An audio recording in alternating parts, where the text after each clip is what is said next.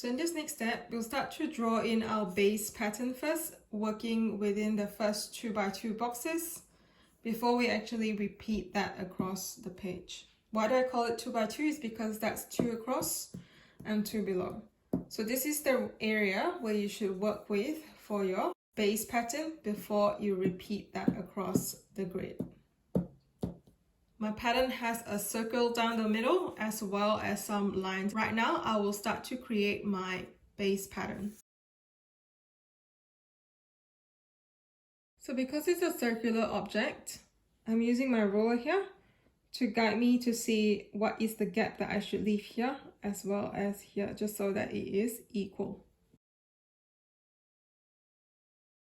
So from the measurement, it looks like I need to leave an 8mm gap here, an 8mm gap here. So I'm just making my points as a guide. So same thing over here. That is my guide, 8mm.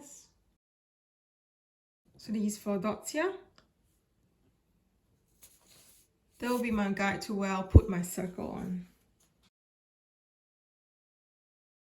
So just do a light trace of your shape so that the grey lead would not interfere with your coloring later on. In the final stage, you will be outlining your designs. So that is why we start off light first. Right, so that's just about it for my base design. Once I'm really happy with that, I'll start to do the same across the page. So same thing with the measurements, I'll measure out what is my gap between here and here because I really want that precise. So that's 8mm here and 8mm here. I'll do the same for this portion as well. So that will set the stage on where I will start my circle tracing at.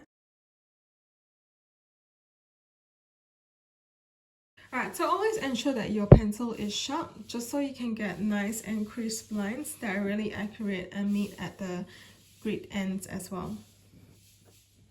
Remember how we were saying that with this last column, that will be a little bit shorter in the width, mainly because of the limitations of the paper size.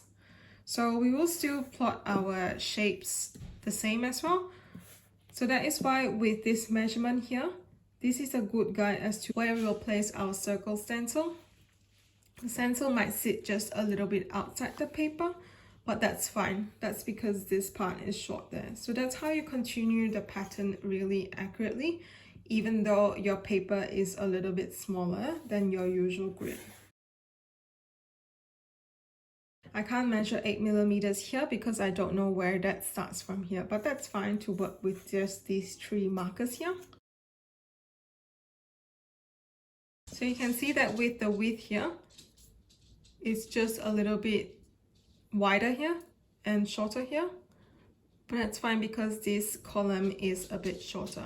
So with this part, I do not have the other corner to draw up to. So how I can achieve accuracy for this area, I can measure how wide this is. So that's 1.5 is the halfway mark. Just put it here. That's my halfway mark. So with the dots here, from here to here, I'll just join that up.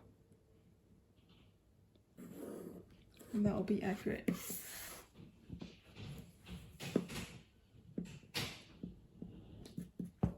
So there you have it. That's how you can continue the pattern here, even though you do not have the full width of it. Right, so from here, we'll just work with the rest of the pattern to fill up the rest of the page here. Towards the bottom of the page, you'll find that only the top half of your pattern will appear. So we'll see how we can plot that accurately again as well.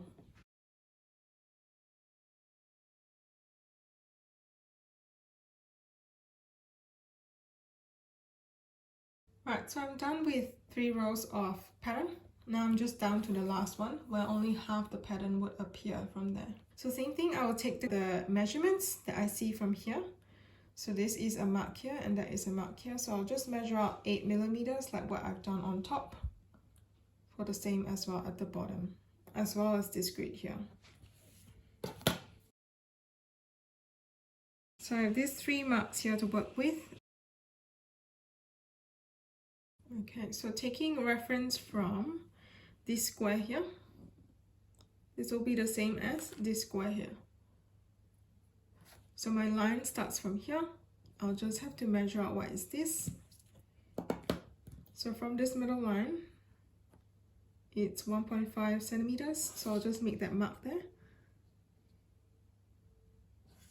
And that is where I'll start my line, and I'll end it as well in the corner of the grid.